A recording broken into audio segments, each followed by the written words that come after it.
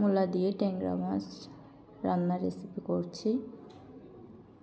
এই রেসিপিটা যখন মাঝারি আকারের যে ট্যাংরা আছে ওগুলো দিয়ে করলে ভালো হয়। প্রথমে কুচি করে মূলাটা সিদ্ধ করে নেব, বেশি সিদ্ধ করব না, কারণ আমি এটা একদম কুচি করে নিয়েছি, তাই অল্প সিদ্ধ করে নেব। একটু পানি দিয়ে লবণ দিয়ে, হলুদ আমি দিব না, কারণ যদি সিদ্ধ করা না হয় তবে মূলার একটু গন্ধ লাগে। আপনারা চাইলে সিদ্ধ না করেই খেতে পারেন, আর চাইলে সিদ্ধ করতেও পারেন। একটু ঢেকে নিয়ে 2 থেকে 3 মিনিট করে সিদ্ধ করে নেব। আর ট্যাংরা মাছটা আমি ভালো করে বেছে নেব।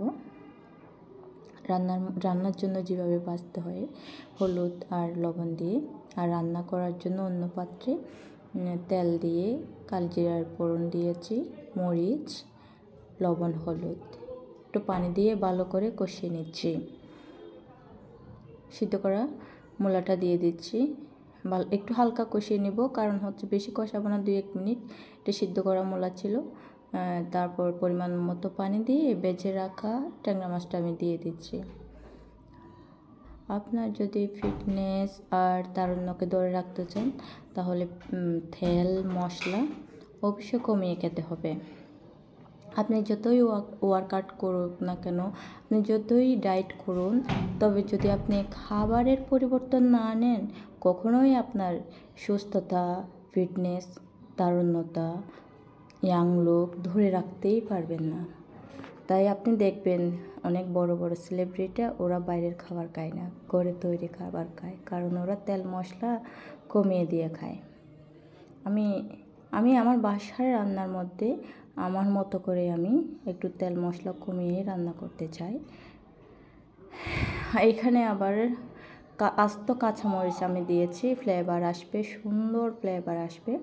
তবে আমার এই ভিডিওগুলি যদি ভালো লাগে, লাইক, কমেন্ট অ্যান্ড সাবস্ক্রাইব করে দেবেন, আরও নতুন নতুন ভিডিও পাবেন। তবে এটাই আমি গ্যারান্টি দিয়ে বলতে পারি, আমার রেসিপিটা যদি ফলো করেন, এখানে মাঝখানে আমি একটু টমেটো কুচি দিয়েছি, কালারটা ভালো আসবে। আমি এটাই বলতে পারি, আমার এই রেসিপিটা যদি ফলো করে তবে কি করতে পারেন, অনেক স্লিম থাকতে পারবেন। ধনেপাতা ইউজ করেছি, নিজেকে ধরে রাখতে পারবেন, তারুণ্য ধরে রাখতে পারবেন, ইয়াং লুক থাকতে পারবেন, কারণ তেল মশলা কমিয়ে খেলে অনেক চেঞ্জেস আসে মানুষের মাঝে, সুস্থতা থাকে। তার চেয়ে বেশি কথা হচ্ছে সুস্থতাটা আমাদের কাছে বড় কথা।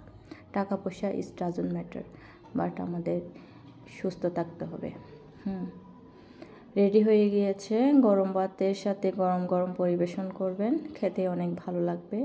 আসলে এই খাবারটা অনেক মজার,